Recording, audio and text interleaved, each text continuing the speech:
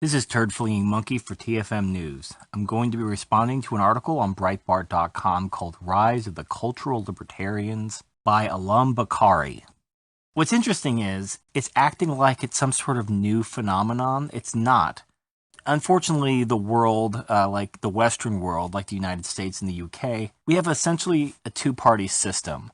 Now, even in Europe, where you have a parliamentary system, there are usually two major parties, and then there are some fringe parties. Just like in the United States, you have third parties that really don't even matter. In the grand scheme of things, I think the parliamentary system is a little bit more representative. In the United States, voting third party is just throwing your vote away. So what is a cultural libertarian? Well, it's a liberal. Now, this kind of goes back to some of my earlier videos about changing the definitions of words. The left has a long history of adopting different names whenever they fall out of favor. For example, when socialists fell out of favor, they became progressives. Then when progressive fell out of favor, they became liberals. And now you have cultural libertarians. Now, really, this is a lot more simple than the article makes it sound. If you're familiar with something called the Nolan chart, I'll provide a link in the description. It essentially describes the four different kind of poles on the political spectrum. It's not a left versus right. It's actually two sorts of freedoms, or two sorts of individualism versus collectivism.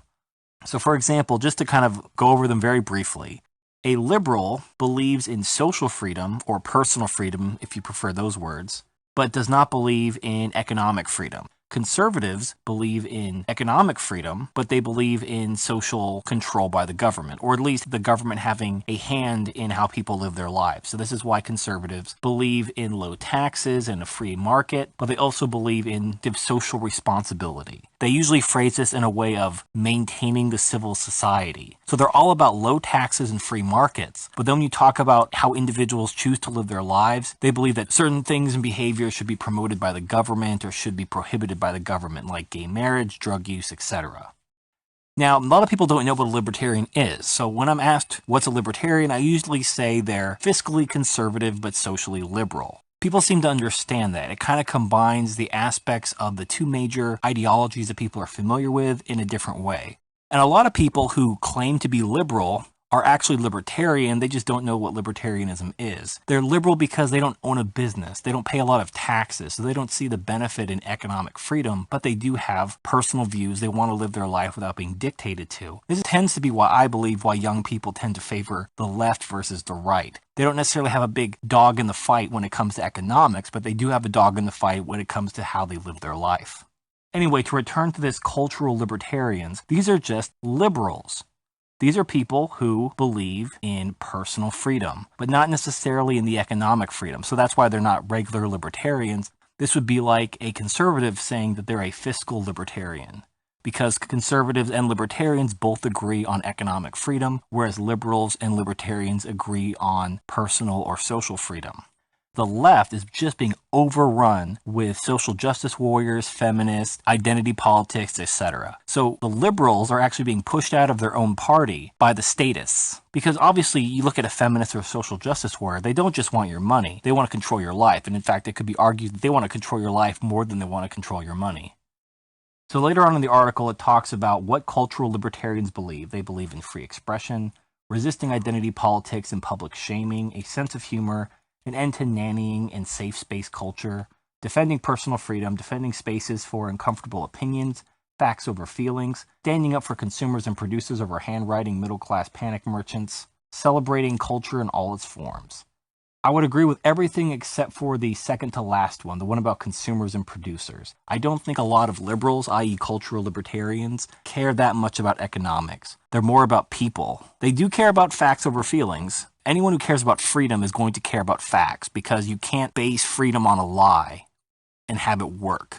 The truth has to be the bedrock of any sort of action, or it's going to fail. If your goal is to promote freedom, you have to believe in truth. So by virtue of that, you're going to believe in facts over feelings. Now, what's interesting is, wherever the blind side is, whenever like the way liberals necessarily believe in social freedom, but not necessarily economic freedom, they tend to be very fact-oriented when it comes to social freedom, but then they tend to go with their feelings when it comes to economic freedom. Like they don't like certain arguments about free markets and capitalism because it doesn't feel right. It feels wrong. And it's the same thing with conservatives. When you talk about free markets and low taxes, the conservative is like, oh yeah, that sounds great. I'm all on board with you. But then you talk about people should be left to live their lives. We shouldn't be telling them who they should marry. We shouldn't be telling them what they could do to their own bodies. Then the conservatives will go, oh, that doesn't feel right. Oh, I have a book that tells me that's wrong. So the thing is that both camps don't always emphasize facts over feeling. They only emphasize facts over feeling in the thing that they care about where they're promoting freedom. So one of the most telling paragraphs in the article says, quote, cultural libertarians are united only by their opposition to authoritarianism and their robust views on free speech and free expression, and cannot reliably be placed on the left-right spectrum. Yeah, I agree. Because liberals are part of the left spectrum, but they still believe in social freedom. And then you have libertarians who traditionally vote with the right only because a lot of people understand that without economic freedom, social freedom is useless. And in those cases, you have libertarians who also believe in social freedom and oppose the so-called establishment Republicans. There's actually a lot of shout-outs for YouTube personalities in this article, which I think is kind of funny. Notable ones are Christina Hoff Sommers, of course, and then they even have Sargon of Akkad at the end. So anyway, I wanted to give my thoughts on this article. I think it's kind of dumb to try to coin a new term like cultural libertarians when liberal works just as well. And I don't think a lot of these people would even call themselves libertarian, because they don't believe in economic freedom. They don't believe necessarily in capitalism and free markets. Therefore, they're not libertarians. They just believe in social freedom, which would make them a liberal.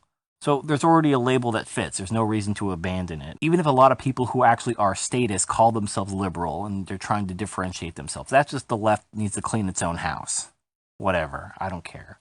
But I wanted to give my thoughts. I'll provide links to the Nolan chart. It is a handy kind of test, and I suggest you take it just to know where you fall. You probably won't be that surprised, though. Anyway, this is Turd Flinging Monkey signing off.